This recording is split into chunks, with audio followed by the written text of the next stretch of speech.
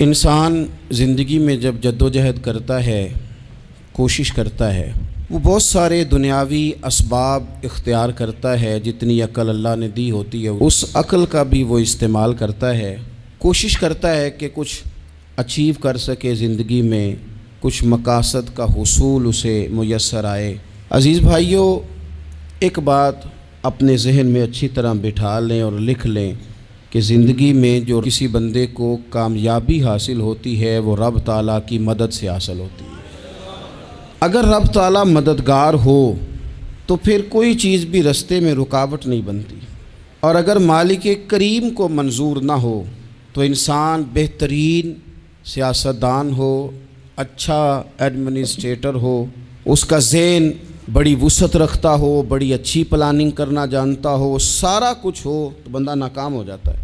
مسلمانوں کو جتنی کامیابیاں ملیں ان کا پس منظر صرف اتنا تھا کہ اللہ تبارک و تعالیٰ نے اپنے بندوں کی مدد فرمائی، اور اب تعالیٰ نے قرآن مجید میں اس حقیقت کا بیان کیا، فرمایا بل اللہ مولاکم، فرمایا بلکہ اللہ تمہارا مولا ہے، وَهُوَ خَيْرُ النَّاصِرِينَ، اور وہ بہترین مددگار ہے۔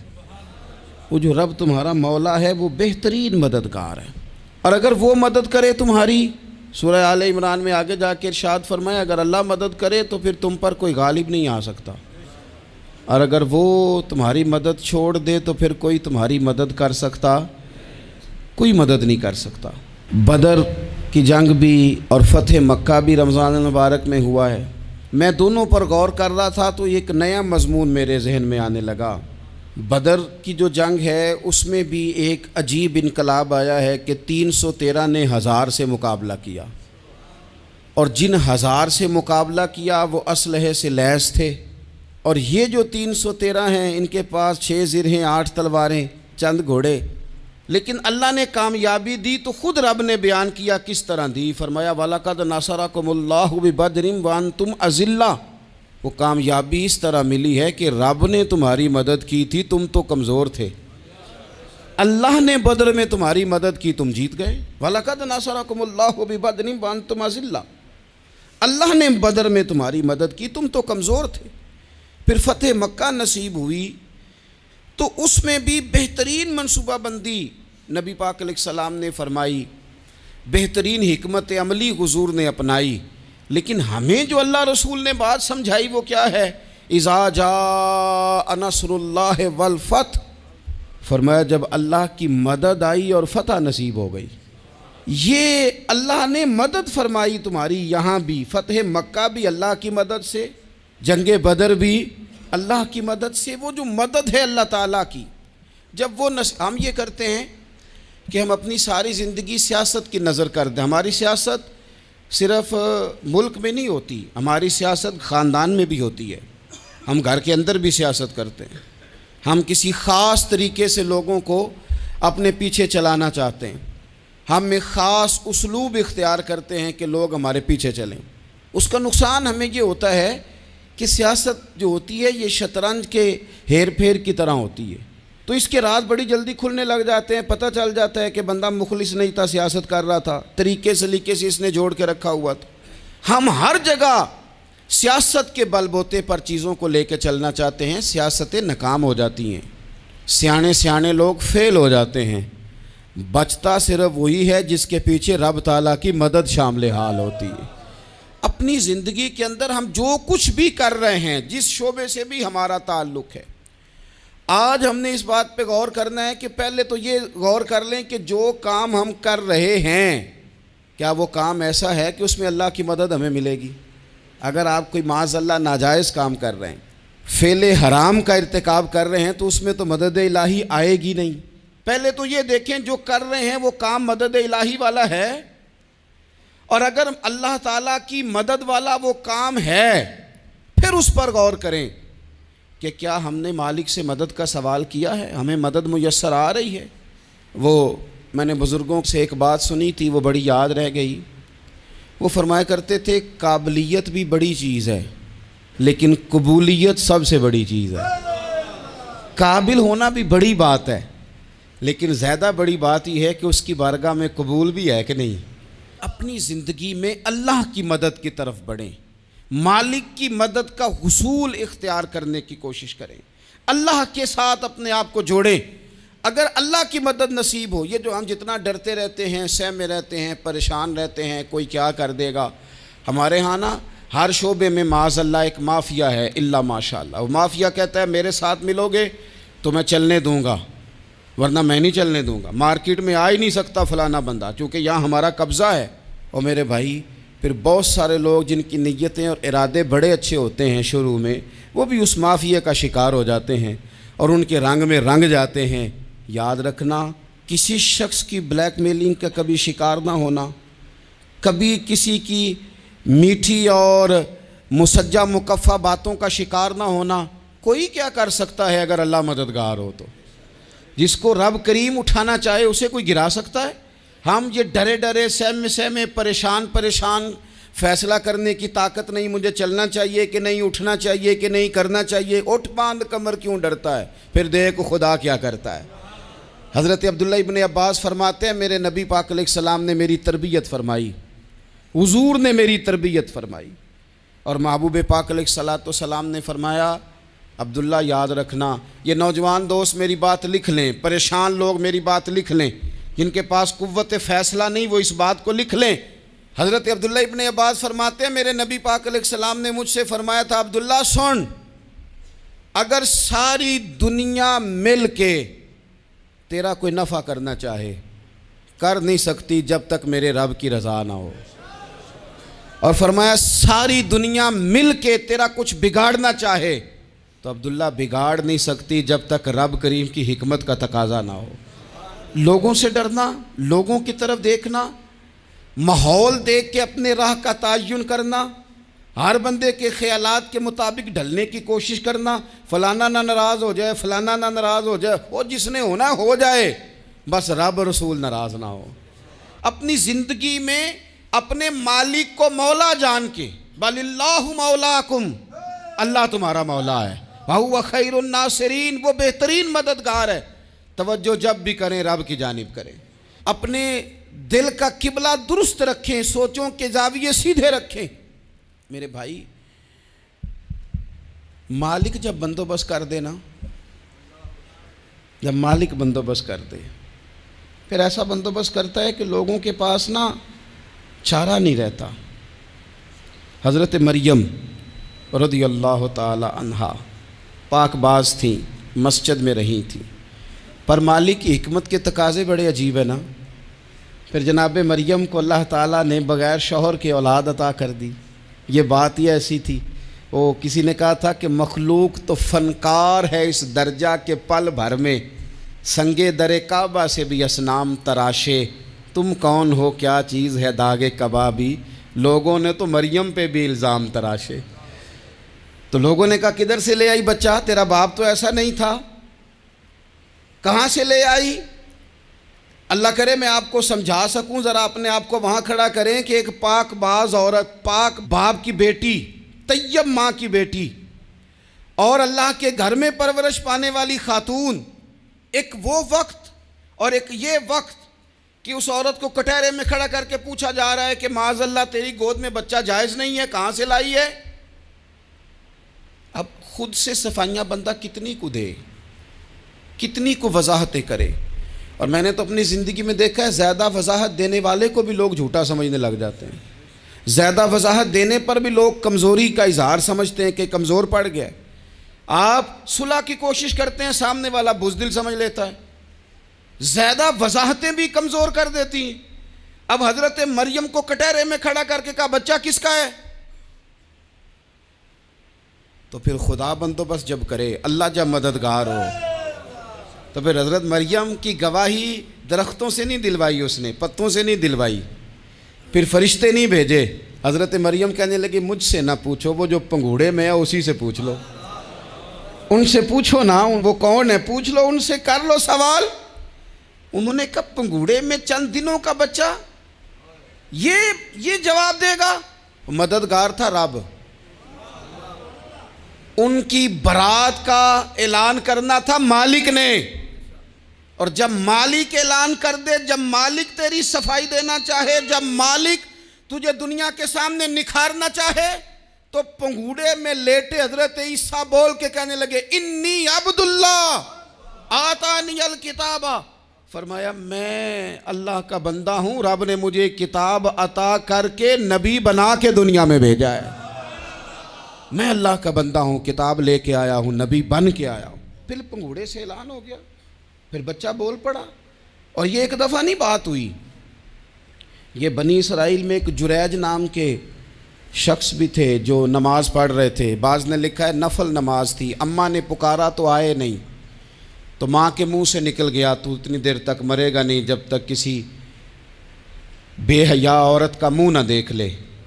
تو وہ عبادت گزار تھے، لیکن لوگوں نے ان کی عبادت، ریاضت، پرہیزگاری کو نہیں دیکھا، بس ایک عورت کو بھیج کے الزام لگوا دیا۔ وہ عورت آیا جایا کرتی تھی، اب آ جاتی ہیں عورتیں، مسئلہ پوچھنے کی نیت سے بھی آ جاتی ہیں۔ ماحول میں کچھ جگہ ایسی بھی ہیں جہاں عورتیں دم کرانے کے بہانے آ جاتی ہیں۔ وہ خاتون آتی جاتی تھی اس خانقاہ پہ، آستانے پہ، یہ بخاری میں موجود ہے، پھر اس نے کہا میری گود میں جو بچہ ہے یہ انہی کا ہے۔ مجھے بتائیں کیسے بندہ وضاحت دے؟ حالات خراب ہو گئے، لوگ کٹیا جلانے لگے، ماحول اور طرح کا بن گیا۔ میرے نبی پاک علیہ الصلوۃ والسلام فرماتے ہیں پھر اس رب کے بندے نے کہا مالک تو کریم ہے، تیری مشیت کا تقاضا آیا جو میری ماں نے جملے بولے تھے، پر اب میں وضاحت دینے کے قابل نہیں رہا، اب تو ہی کرم کرے گا تو دروازہ کھلے گا۔ تو وہ چند دنوں کا بچہ پنگوڑے میں بول کے کہنے لگا میں اس درویش کا نہیں، میں تو فلانے چرواہے کا بچہ ہوں، وہ جو بکریاں چراتا ہے۔ رب کی مدد کو پکاریں، اپنے ساتھ اپنے مالک کی مدد کو شامل کریں، تھوڑے رزق پر بھی گزارا اچھا ہونے لگ جائے گا۔ سارے لوگ آپ کو گرانے کی تدبیریں کر رہے ہوں گے اور مالک آپ کو عزتیں عطا فرما دے گا، اس کی بارگاہ سے حکمت کا تقاضا اور ہو جائے گا۔ ہم نے ساری زندگی لوگوں کو راضی کرنے میں گزار دی، ساری زندگی بڑھاپا آ گیا بچوں کو پالتے، اور بچوں نے آخری عمر میں کہہ دیا ابا اگر کوئی ڈھب کا کام کر لیتے تو آج ہمارے دن بھی پھر نہ جاتے۔ ساری زندگی گزار دی بہن بھائیوں کو راضی کرنے میں، ساری زندگی گزار دی ذمہ داریاں اٹھانے میں، ان کو 99 دفعہ دیا، ایک دفعہ نہیں دیا تو انہوں نے کہہ دیا تو نے تو کبھی دیا ہی نہیں، تو تھا ہی نہیں۔ ساری زندگی محلے داروں، علاقے والوں کو راضی کرنے میں گزار دی۔ اور میں نے ایسے لوگ بھی دیکھے دین کے لیے وقت گزارا، لیکن جب بڑھاپے میں دانت کام نہ کرتے تھے تو وقت کے مفتیوں کو بھی مسجدوں کی کمیٹیوں نے کہہ دیا اب آپ کی سمجھ نہیں آتی، ہم نے خطیب کو یور رکھنا ہے، نہ دیکھو دنیا کی طرف، دنیا رلا دیتی ہے، نہ راضی کرو بندوں کو، بندے تھکا دیتے ہیں، نہ پیچھے بھاگو ہر وقت دنیا داروں کے، یہ انسان کو کمزور کر دیتے ہیں۔ وہ تو کریم ہی بڑا ہے، 2 آنسو زمین پر بعد میں گرتے ہیں، بندے کے گناہ سارے پہلے معاف فرما دیتا ہے۔ اللہ کی مدد کا حصول، اپنے مالک کی مدد کی طرف بڑھنا، آپ کو بدر کی جنگ بھی یہی درس دے گی، آپ کو احد کا میدان بھی یہی سبق دے گا، فتح مکہ بھی یہی سبق دے گا۔ میرے دوستو جب رب مدد فرمائے، جب اللہ مددگار بنے، دوستوں سے ایک بات اکثر کرتا ہوں، میں کہتا ہوں کہ جتنے درد سے آپ امیر کو اپنی کہانی سناتے ہیں نا، اور جس طرح آپ کے آنسو بات کرنے سے پہلے گر جاتے ہیں کہ غریب ہیں، بچیاں ہیں، کاروبار نہیں، او میرے سنگیو، اس سے آدھے آنسو اپنے رب کی بارگاہ میں بکھیرو، اس کے حضور عرض گزار ہو جاؤ، اس سے طلب کرو۔ ایک وقت انسان پر زندگی میں ایسا آتا ہے کہ اسے یوں محسوس ہوتا ہے کہ میرا سایہ بھی ذرا سا پیچھے ہٹ گیا ہے، اسے یوں لگتا ہے کہ میں کسی سہارے پہ ہاتھ ڈالتا ہوں تو وہ بھاگ جاتا ہے مجھ سے، لیکن مالک کی بارگاہ ایسی عظیم بارگاہ ہے، رب رسول کے آستانے اتنے بڑے ہیں کہ آپ جب وہاں کشکول طلب دراز کرتے ہیں تو جھولی پھیلانے میں دیر لگتی ہے، ان کو بھرنے میں تو کوئی دیر نہیں لگتی۔ ہم نے اپنا سوچ کا قبلہ ہی دنیا کو بنا لیا ہے۔ یہ جو اللہ والوں کی مدد ہے یہ تو یعنی اللہ ہی کی مدد ہے، لیکن یہ جو سیٹھوں کی طرف توجہ کرنا، نوابوں کی طرف توجہ کرنا، دنیا داروں کی طرف توجہ کرنا، اور اپنا مزاج اس طرح کا بنا لینا، یارو گردن کو جھکا دیتا ہے خیرات کا پتھر، جہاں میں مانگنے والوں کے سر کبھی اونچے نہیں ہوتے۔ اور اقبال کہتے ہیں غیرت ہے بڑی چیز جہان تگ و دو میں، پہناتی ہے یہ فقر کو تاج سردارا۔ میں عرض کروں گا کہ اپنی آپ جب توجہ کا قبلہ اللہ رسول کو بنائیں گے تو رب فرماتے ہیں وَيَرْزُقْهُ مِنْ حَيْثُ لَا يَحْتَسِبُ، میں نہ تجھے وہاں سے رزق دوں گا جہاں سے کبھی تیرا گمان بھی نہیں گیا ہوگا، یہاں سے بھی مل سکتا ہے، تو نے سوچا بھی نہیں ہوگا۔ بخاری شریف میں حدیث ہے، حضرت جابر ابن عبداللہ فرماتے ہیں نبی پاک صلی اللہ علیہ وسلم نے 300 لوگوں کا ایک لشکر روانہ کیا کسی مہم کے لیے، کسی جہاد کے لیے۔ حضرت ابو عبیدہ بن جراح رضی اللہ تعالیٰ عنہ امیر لشکر تھے۔ فرماتے ہیں غربت اتنی زیادہ تھی، بھوک اتنی زیادہ تھی کہ ایک ایک کھجور دن میں ایک وقت کھانے کو ملتی تھی، اور کچھ دن ایسے آئے کہ اب کھجور بھی نہیں مل رہی۔ فرماتے ہیں اتنی زیادہ بھوک لگی مجاہدین کو 300 بندہ پتے کھا کے گزارا ہونے لگ گیا۔ یہ بخاری میں موجود ہے۔ آپ فرماتے ہیں کہ دریا کے کنارے ہمارا پڑاؤ تھا، ٹھہراؤ تھا، جب بھوک سے نڈھال ہو گئے نا وَيَرْزُقْهُ مِنْ حَيْثُ لَا يَحْتَسِبُ، اللہ وہاں سے روزی دیتا ہے، گمان بھی نہیں ہوتا۔ فرماتے ہیں ایک مچھلی اللہ تعالیٰ نے دریا کے کنارے بھیجی، فرماتے ہیں وہ تھی تو مچھلی پر پہاڑ جتنی تھی۔ بخاری میں لفظ ہیں، حضرت جابر ابن عبداللہ رضی اللہ تعالیٰ عنہ فرماتے ہیں 300 آدمی 18 دن تک اس مچھلی کو کھاتے رہے، مچھلی ختم ہی نہیں ہوئی۔ مچھلیاں نہیں، مچھلی کہتے ہیں 18 دن 300 بندہ کھاتا رہا، مچھلی ختم ہی نہیں ہوئی۔ اور فرماتے ہیں کہ اس کی ہڈی نکال کے، کانٹا کہیں گے آپ اپنی زبان میں، کہتے ہیں وہ نکال کے نا تو اس کو کھڑا کیا نا جب، تو اونٹ کجاوے سمیت اس کے بیچ سے گزر جاتا تھا، 2 اس کے کانٹے جوڑے۔ فرماتے ہیں وہ اس کا گوشت ہم کھاتے تھے اور اس کی چربی بطور تیل کے ہم جسموں پہ ملتے تھے، بیماروں کو اس سے سکون آتا تھا، تندرستی شفا ہوتی تھی۔ فرماتے ہیں ہم کھایا بھی ہم نے، اور کچھ لے کے ہم مدینے بھی گئے، اور قربان جائیں نبی پاک نے بھی اس میں سے کھایا۔ ہم نے عرض کی حضور یہ معمہ کیا ہے، یہ ماجرا کیا ہے؟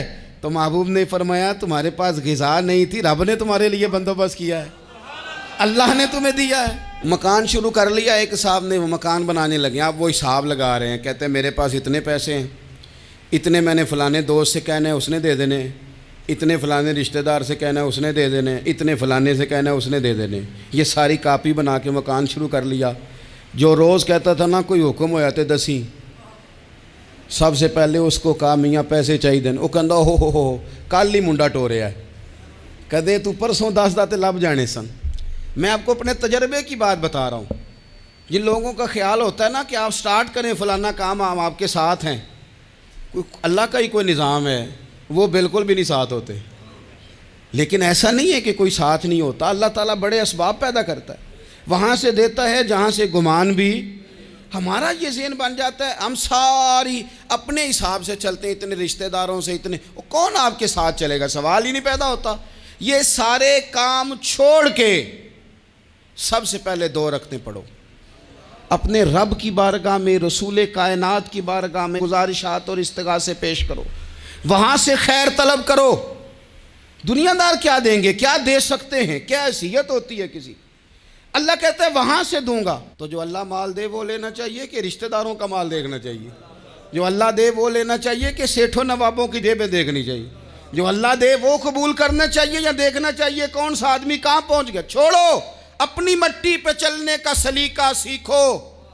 کسی کے سنگ مرمر پہ چلو گے تو پھسل جاؤ گے، پھسل جا۔ اس پر ایک اور بات عرض کر دوں، صحیح بخاری سے، مسلم سے ایک اور بات۔ کچھ چیزیں ایسی ہیں جن سے اللہ کی مدد آتی ہے، مدد ملتی ہے۔ ایک چیز ان میں سے ایسی ہے جس سے بہت مدد نازل ہوتی، وہ ہے کہ جب رب آپ کو دے نا تو پھر آپ بھی اس کے رستے میں دیں، پھر مدد آتی ہے، پھر اور آتا ہے۔ بخاری مسلم میں حدیث ہے، یہ زیادہ ہی توجہ طلب امر ہے، اس پر آپ غور کریں گے۔ حضرت ابو ہریرہ فرماتے ہیں کہ نبی پاک علیہ السلام نے فرمایا ایک شخص نے بادلوں کے اندر سے آواز سنی کہ فلاں آدمی کا کھیت اور باغ خشک ہو گیا ہے، وہاں برسو اور اس کے کھیت کو سیراب کرو۔ وہ بڑا حیران ہوا کہ بادل سے آواز آ رہی۔ پھر اس نے دیکھا کہ ایک پہاڑی پر بارش ہوئی، وہ بادل وہاں برسا، پھر نالیوں سے ہوتا ہوا پانی ایک طرف چلا تو جس نے آواز سنی تھی حضور بیان کر رہے ہیں، وہ بھی پیچھے پیچھے چلا کہ پانی کدھر جا رہا ہے۔ اس نے جا کے دیکھا کہ ایک مقام پہ ایک باغ کو وہ پانی لگ رہا ہے اور ایک آدمی وہ پانی لگا رہا ہے۔ اس نے اس سے پوچھا تیرا نام کیا ہے؟ اس نے کہا کیوں؟ کہنے لگا بتا نا۔ اس نے نام بتایا تو کہنے لگا یہی تو وہ نام ہے جو میں نے بادلوں کے اندر سے سنا ہے کہ فلاں کے کھیت کو پانی دے دو۔ اس نے کہا یار تو کیا عمل کرتا ہے کہ اسپیشل تیرے لیے بارش برسے؟ یہ بخاری پڑھ رہا ہوں، سیاستہ سے حدیث عرض کر رہا ہوں۔ اس سے پوچھا تو کیا کام کرتا ہے کہ جناب اللہ تبارک و تعالیٰ کا حکم کرم آیا کہ خاص تیرے لیے پانی برسے اور تیرے کھیت کو سیراب کرے؟ تو اس نے کہا چھوٹا ذمہ دار ہوں، پر جب فصل اگتی ہے تو 3 حصے کرتا ہوں، ایک حصہ اپنے بال بچوں پہ بہن بھائیوں پہ خرچ کرتا ہوں، ایک حصہ پورا، اور ایک حصہ دوبارہ کاشتکاری پہ لگاتا ہوں، اور تیسرا حصہ خالص میں نے مسکینوں، یتیموں اور غریبوں کے لیے رکھا ہوا ہے۔ وہ جو تیسرا حصہ اللہ کرے آپ سمجھیں، وہ رب کے بندوں پہ تیسرا حصہ خرچ کرتا ہے نا، تو کریم مالک نے فرمایا جہاں سے غریب کا حصہ جاتا ہے وہ کھیت خشک نہیں رہنا چاہیے، وہ جہاں سے مسکین روٹی کھاتے ہیں وہ خشک نہ رہے، جہاں سے یتیموں کو کچھ آتا ہے کہیں اس کی فصل رہ نہ جائے۔ میں اور آپ بھی اگر اپنے مال میں مسکینوں، یتیموں، غریبوں کے حصے رکھ لیں گے تو فصلیں خشک نہیں رہیں گی، ان کے اندر تازگی آئے گی، نور آئے گا، کرم آئے گا، خاص کر خدا کی رحمت برسے گی۔ مدد اللہ سے چاہیں، اپنی توجہات کا مرکز رب رسول کی ذات کو بنائیں، پھر آپ محسوس کریں گے کہ بڑی جلدی اللہ تعالیٰ کی مدد آنے لگی ہے۔ کبھی آپ صرف کہہ دیں نا میرا رب میرے ساتھ ہے، اس لفظ میں اتنی طاقت ہے کہ دشمن ویسے زہر ہو جاتا ہے۔ زندگی میں کسی سے بھی لڑائی ہو تو اچھی طرح سوچ لیں کہ اللہ اس طرف ہے یا اس طرف ہے۔ اگر آپ زیادتی پہ ہیں تو پھر رب مظلوم کی جانب ہے۔ اگر اللہ کی مدد آپ کے ساتھ ہے تو دنیا کی کوئی طاقت آپ کو گرا نہیں سکتی، اور اگر آپ مظلوم کے مقابلے میں ظالم بن کے آپ کھڑے ہو گئے ہیں اور آپ نے رویہ وہ اختیار کیا ہے کہ جس میں مدد نہیں آئے گی، تو پھر یاد رکھ لیں کہ آپ کوئی بھی ہیں، کہاں بھی ہیں، آپ کمزور ہیں۔ طاقتور تھے ابتدائے اسلام میں، ظاہری طاقت تھی کفار مکہ کے پاس، وہ ڈنڈوں سے مارتے تھے غریبوں کو، ان کے ہاتھوں میں ڈنڈے تھے، پر خدائی طاقت ان مظلوموں کے ساتھ تھی۔ صاحب زرقانی نے لکھا ہے حضرت زنیرہ رضی اللہ تعالیٰ عنہ ایک لونڈی ہیں، غریب ہیں، ماڑے دا کی کام محمد ناس جانا یا رونا، غریب سادی بی بی اور لونڈی کنیزہ، ایک مشرک کی کنیزہ تھی، انہوں نے کلمہ پڑھ لیا، وہ ڈنڈوں سے مارتا، دروں سے مارتا، تکلیف دیتا۔ حضرت زنیرہ رضی اللہ تعالیٰ عنہ کو اتنا مارا، اتنا مارا۔ اب آپ ایک اور پہلو پر بھی غور کریں، مار بھی پڑ رہی ہے پر خدا ادھر ہی ہے، اللہ کی مدد ادھر ہی ہے۔ رب کہتا ہے کہ پہلے تو صبر کرنا، ان اللہ مع الصابرین، تو صبر کرے گا تو پھر رب کی معیت ملے گی، ذرا ٹھہرنا، تو تھوڑا ڈٹنا۔ ان الذین قالوا ربنا اللہ ثم استقاموا تتنزل علیہم الملائکہ، تو کہے اللہ میرا رب ہے، پھر تو پہلے ڈٹ، پہلے تو نے ڈٹنا ہے۔ ثم استقاموا، جو ڈٹ گیا، تتنزل علیہم الملائکہ، ڈٹنے والے کے لیے مدد آتی، پہلے تھوڑا ٹھہرنا پڑتا ہے، پہلے تھوڑا صبر کرنا پڑتا ہے، حوصلہ کرنا پڑتا ہے، اس کے بعد مدد آتی۔ مار پڑ رہی ہے، مارا جا رہا ہے حضرت زنیرہ کو، ان کا مالک جو ہے ظاہری آقا وہ مار رہا ہے، یہ کنیزہ ہے، اتنا مارا اتنا مارا، ان کی بینائی چلی گئی، نظر آنا بند ہو گیا۔ ابو جہل آیا اور کہنے لگا زنیرہ دیکھا نا ہمارے بت تیری آنکھیں لے گئے، معاذ اللہ، لات و منات ہمارے بتوں نے تجھے اندھا کر دیا۔ اب ایسا نہیں ہے کہ بی بی روتی جا رہی ہے، روتی جا رہی ہے، مایوسی مایوسی، معاذ اللہ، پریشانی، غریبی بڑی ہے، پوچھنے والا کوئی نہیں، یہ باتیں نہیں۔ کیا جملے ہیں خاتون کے، کیا لفظ ہیں۔ ابو جہل نے تنزیہ کہا، معاذ اللہ، کہنے لگا دیکھا نا ہمارے بتوں نے تجھے اندھا کر دیا۔ تو جناب زنیرہ آنکھوں کی بینائی گئی ہے، رات کو گئی ہے، دکھ ابھی تازہ ہے، لیکن اللہ پہ جو توکل ہے، اپنے مالک سے جو رشتہ ہے، وہ اتنا مضبوط ہے، اتنا طاقتور ہے، اس میں اتنی گہرائی ہے کہ حضرت زنیرہ بول کے نا اتنی قوت سے بولی، اتنی طاقت سے بولی کہ پورے کفر پر لرزہ طاری ہو گیا۔ فرمانے لگی تمہارے بتوں کی کیا اوقات ہے کہ وہ میری بینائی لے جائیں؟ یہ میری رب کی حکمت کا تقاضا ہے۔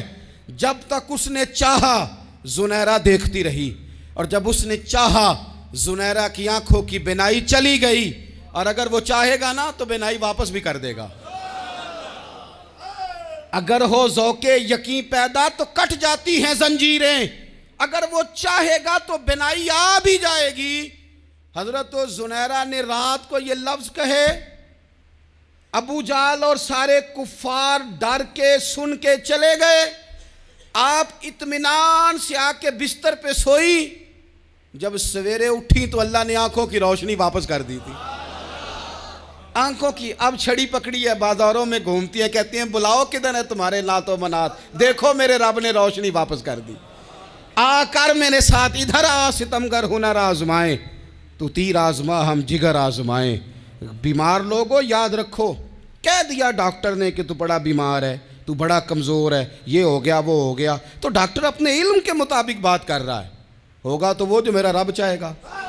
کمزور ہو جانا، پریشان ہو جانا، تکلیف میں آ جانا، پتہ نہیں بات ہو گئی ہے تو جانے کیا ہو جائے گا۔ اپنی زندگی کے اندر اپنے رب سے رشتہ مضبوط کریں، رسول کائنات سے رشتہ مضبوط کریں، اللہ والوں سے رشتہ مضبوط کریں۔ حضرت زنیرہ نے پیغام دیا کہ زندگی میں جو جینا چاہتے ہیں تو وہ رب کا نام لے کے جی سکتے ہیں، جو اپنی زندگی میں خوشیاں دیکھنا چاہتے ہیں تو رسول اللہ کے نام پر خوشیاں دیکھی جا سکتی ہیں۔ توکل کی بنیاد پر بندہ خوشیاں لے سکتا ہے، اور اگر انسان میں توکل نہیں ہے تو پھر وہ اس کالے جادو سے بھی ڈر رہا ہے، وہ نیلے سے بھی ڈر رہا ہے، وہ پیلے سے بھی ڈر رہا ہے، وہ فلانے سے بھی ڈر رہا ہے، وہ میرے خلاف فلانا رشتہ دار سازش کر رہا ہے تو ڈر رہا ہے، فلانا میرے بارے میں یہ کر رہا ہے تو ڈر رہا ہے، وہ پتہ نہیں دنیا ادھر ہو جائے گی تو کیا ہو جائے گا، اٹھ باندھ کمر کیوں ڈرتا ہے، پھر دیکھ خدا کیا کرتا ہے۔ تو اس ساری گفتگو کا نچوڑ آپ کو یہ عرض کیا ہے، سب سے پہلے تو یہ کہ میدانوں میں مدد بھی اللہ کی، رزق میں مدد بھی اللہ کی، فصلیں خشک ہوں تو مدد پھر بھی اللہ کرے، تو پھر ساری مدد، اور اگر انسان بیمار ہو تو پھر بھی مدد اللہ کی۔ تو اپنے اللہ کی جانب توجہ کو بڑھائیں، آپ اللہ سے مدد کے سوالی بنیں۔ ترمذی کی ایک حدیث ہے، میں آپ کو زندگی کا تجربہ بتاتا ہوں کہ جب میں بڑا پریشان ہوتا ہوں تو یہ والی روایت کھول لیتا ہوں، مزہ دیتی ہے۔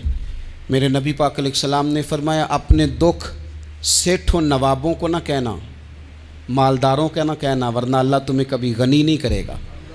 فرمایا اپنے دکھ اپنے رب کی بارگاہ میں عرض کرنا، جلدی کرے یا دیر سے کرے اللہ تمہیں لوگوں سے بے نیاز کر دے گا، اللہ تمہیں غنی کر دے گا۔ رات کو بیٹھو نا اس کی بارگاہ میں، اسے دکھڑے سناؤ، چھوٹی چھوٹی باتیں، حضور نے فرمایا نمک بھی مانگو تو رب سے مانگو، چھوٹی چھوٹی بات سے شروع کرو نا۔ جب بندہ شروع کرتا ہے نا چھوٹی چھوٹی چیزیں تو بڑی ساری چیزیں یہ اس طرح ہوتا ہے جیسے بندہ رب سے گفتگو کر رہا ہے، مالک مجھے یہ چاہیے، مالک میں یہاں کمزور ہوں، اللہ میں یہاں پریشان ہوں۔